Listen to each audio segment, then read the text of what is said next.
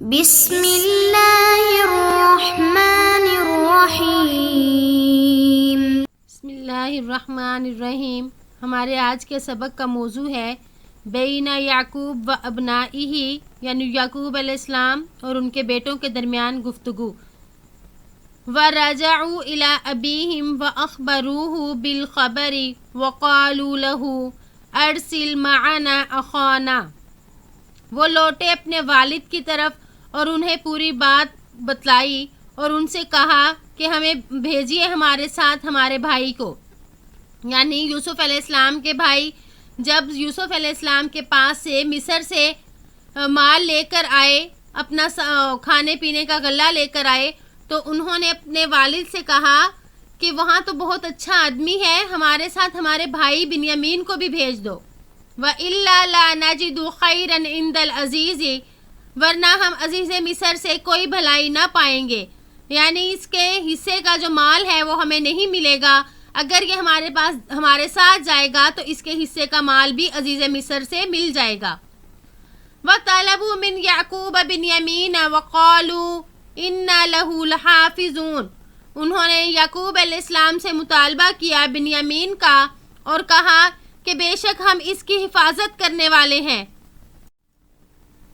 قال یعقوب هل آمنکم علیہ الا کما امنتکم علی اخیہ من قبل، یعقوب علیہ السلام نے فرمایا کیا میں تمہارا یقین کر لوں اس کے بارے میں مگر جیسا کہ میں نے یقین کیا تھا اس سے پہلے اس کے بھائی پر، یعنی جیسے یوسف علیہ السلام کے بارے میں میں نے تمہاری بات کا یقین کر لیا تو کیا میں بنیامین کے بارے میں بھی تمہاری بات کا یقین کر لوں۔ هل نسیتم قصۃ یوسف، کیا تم یوسف علیہ السلام کا قصہ بھول گئے؟ اتحفظون بنیامین کما حفظتم یوسف، کیا تم بنیامین کی ایسے ہی حفاظت کرو گے جیسے کہ تم نے یوسف کی حفاظت کی؟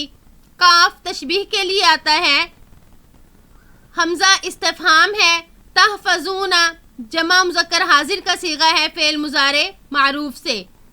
اللہ خیر حافظا وہو ارحم الراحمین، اور اللہ بہتر حفاظت کرنے والا ہے اور وہ رحم کرنے والوں میں سے زیادہ مہربان ہے۔ حافظاً اسم فاعل کا صیغہ ہے، ارحم اسم تفضیل، الراحمین یہ بھی اسم فاعل کا صیغہ ہے۔ وَوَجَدُوا مَا لَهُمْ فِي مَتَاعِهِمْ فَقَالُوا لِأَبِيهِمْ، انہوں نے اپنا مال اپنے سامان میں پایا اور اپنے والد سے کہا۔ وَجَدَ يَجِدُ وَجْدًا بمعنی پانا، مَا لَهُمْ مفعول بھی ہے، متاعی سامان، ہم ضمیر مضاف الیہ محلاً مجرور، متاعی مجرور ہے فی حرف جر کی وجہ سے۔ ان العزیز رجل کریم، بے شک عزیز مصر مہربان آدمی ہے۔ قد رد مالنا ولم یأخذ منا ثمنا، تحقیق اس نے لوٹا دیا ہمارا مال اور ہم سے کوئی قیمت نہ لی۔ رد یرد ردن بمانا لوٹا دینا، اخذ یأخذ اخذا لینا، لم یأخذ نفی جہت بلم کا صیغہ ہے، اس کا ترجمہ ماضی منفی والا ہوتا ہے، یعنی نہیں لیا اس نے ہم سے کوئی قیمت، نہیں لی ہم سے کوئی قیمت۔ ارسل معنا بنیامین نأخذ حقہ ایضا، بھیجیے ہمارے ساتھ بنیامین کو ہم اس کا حصہ بھی لائیں۔ اخذ یأخذ اخذا بمانا لینا، نأخذ جمع متکلم کا صیغہ ہے، یعنی ہم لائیں گے حقہ اس کا حصہ۔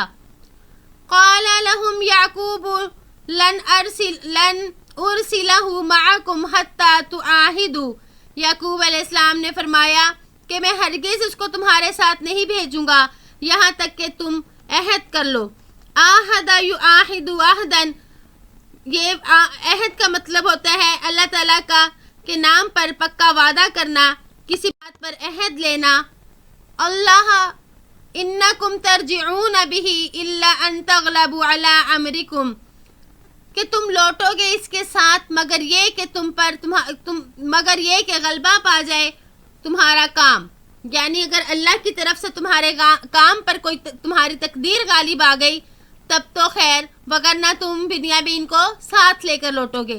وَآحَدُ اللَّهَ وَقَالَ يَعْقُوبُ، انہوں نے اللہ کا عہد کیا اور یعقوب علیہ السلام نے فرمایا اللہ علی ما نقول وکیل، اللہ تعالیٰ جو ہم کہہ رہے ہیں اس پر کارساز ہے۔ وقال یعقوب لبنیہ، یعقوب علیہ السلام نے اپنے بیٹوں سے کہا، قالا فعل ماضی ہے، اصل میں قاوالا تھا، تو یہ پھر کالا بنا کے واو متحرک ما قبل مفتوح، تو اس واو کو الف سے بدل دیا تو قالا بن گیا، واحد مذکر غائب۔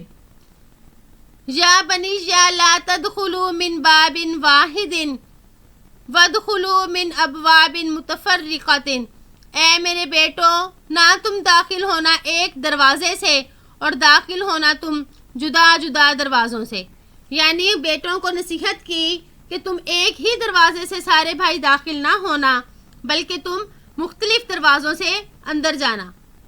ابواب جمع ہے بابن کی، باب ایک دروازہ اور ابواب کئی دروازے، اور یہ جمع ہے۔ ادخلو یہ جمع مذکر حاضر کا صیغہ ہے، امر کا امر حاضر معروف، یعنی تم داخل ہونا۔ امید ہے کہ آپ کو آج کا سبق سمجھ آ گیا ہوگا۔ السلام علیکم ورحمۃ اللہ وبرکاتہ۔